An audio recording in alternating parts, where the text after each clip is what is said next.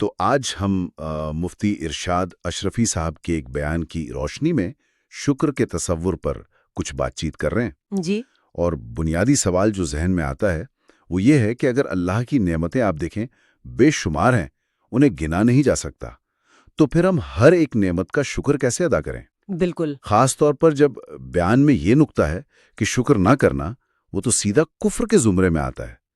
یہ تو بہت بڑی بات ہے۔ جی ہاں، اور دیکھیں گفتگو کا آغاز ہی قرآن کی اس آیت سے ہوتا ہے وَإِن شَكَرْتُمْ لَأَزِيدَنَّكُمْ وَإِن كَفَرْتُمْ إِنَّ عَذَابِي لَشَدِيدٌ۔ جی، یعنی اگر شکر کرو گے تو میں تمہیں زیادہ دوں گا، اور اگر کفر کرو گے تو میرا عذاب سخت ہے۔ اب یہاں کفر کا لفظ ہے، ناشکری نہیں کہا گیا۔ یہی بات تو اصل میں چونکا دینے والی ہے کہ شکر اور کفر ان کے درمیان کوئی آپ کہہ لیں درمیانی راستہ نہیں دکھایا گیا، مطلب یا تو شاکر یا پھر سیدھا کفر۔ جی، بیان میں اسی نقطے پر زور دیا گیا ہے کہ آیت میں وَإِن كَفَرْتُمْ فرمایا گیا، یہ نہیں کہا کہ وَإِن لَمْ تَشْكُرُوا، یعنی اگر تم شکر نہ کرو۔ اچھا، تو اس سے یہ نتیجہ نکالا گیا کہ معاملہ بہت نازک ہے، یا شکر ہے یا پھر کفر۔ ناشکری کو ایک طرح سے کفر کے برابر قرار دیا گیا ہے۔ پھر وہ مسئلہ آ جاتا ہے کہ نعمتیں تو انگنت ہیں۔ قرآن خود کہتا ہے وَإِن تَعُدُّوا نِعْمَةَ اللَّهِ لَا تُحْصُوهَا، جی بالکل۔ کہ اللہ کی نعمتیں گننا چاہو تو شمار نہیں کر سکتے۔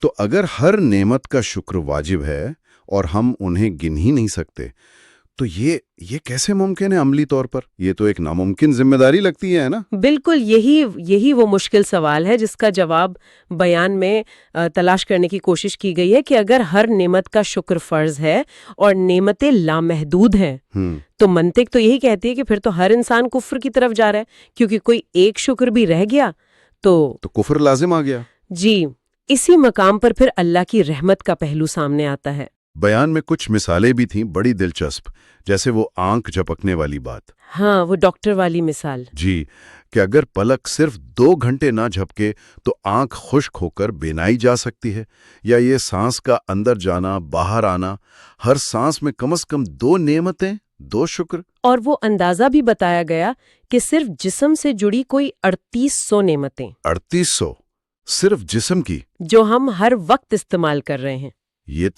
یہ تو سوچ سے باہر ہے۔ بالکل۔ تو اس بظاہر ناممکن صورتحال کا حل مفتی صاحب کے بیان کے مطابق وہ نبی کریم صلی اللہ علیہ وسلم کی ذات اقدس میں ہے، اچھا، جنہیں اللہ نے فرمایا وَمَا أَرْسَلْنَاكَ إِلَّا رَحْمَةً لِّلْعَالَمِينَ، آپ تمام جہانوں کے لیے رحمت ہیں۔ اور بیان میں کہ یعنی آپ کے واحد صیغے پر بھی زور تھا کہ یہ رحمت صرف آپ صلی اللہ علیہ وسلم کے وسیلے سے ہے۔ تو پھر عملی حل کیا ہوا؟ ہم کیسے کریں ان انگنت نعمتوں کا شکر؟ عملی حل بتایا گیا آپ صلی اللہ علیہ وسلم کی پیروی، آپ کی نقل کرنا۔ جی، خاص طور پر نماز کے حوالے سے حدیث پیش کی گئی، سلو کما رأیتمونی اصلی، صحیح۔ نماز ایسے پڑھو جیسے تم مجھے پڑھتے ہوئے دیکھتے ہو۔ یہ نہیں فرمایا کہ جیسی میں پڑھتا ہوں بلکہ جیسا مجھے کرتے ہوئے دیکھتے ہو، یعنی آپ صلی اللہ علیہ وسلم کے عمل کی وہ جو ظاہری نقل ہے اس کو اللہ نے عبادت بنا دیا۔ اچھا، تو آپ صلی اللہ علیہ وسلم کے اعمال کی پیروی، خاص طور پر نماز، یہ گویا ان تمام انگنت بے شمار نعمتوں کا ایک اجتماعی شکر ادا کرنے کا طریقہ بن گیا۔ یہ تو بہت ہی آپ کے خوبصورت نکتہ ہے۔ جی ہاں، بیان کا خلاصہ یہی نکلتا ہے کہ اللہ نے نقل مصطفیٰ کو بندگی کا درجہ دے دیا۔ واہ! اس طرح وہ شکر ادا کرنے کا مسئلہ جو عقلی طور پر ناممکن لگ رہا تھا وہ اللہ نے اپنی رحمت سے حل فرما دیا۔ 5 وقت کی نماز ادا کرنا، یہ گویا ان تمام نعمتوں کا اجتماعی شکر ہو گیا جنہیں ہم گن بھی نہیں سکتے۔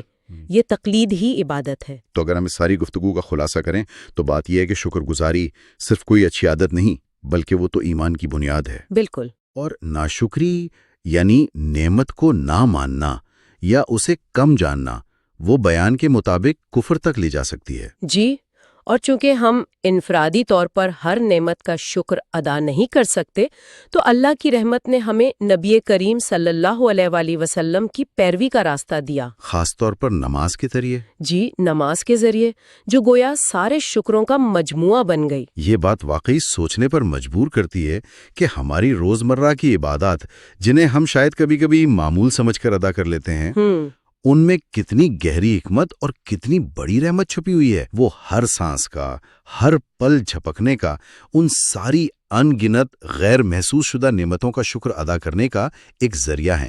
صحیح۔ یہ واقعی غورطلب بات ہے کہ اللہ نے ہمارے لیے مقررہ عبادات میں شکر گزاری کا کتنا آسان اور جامع راستہ رکھ دیا ہے۔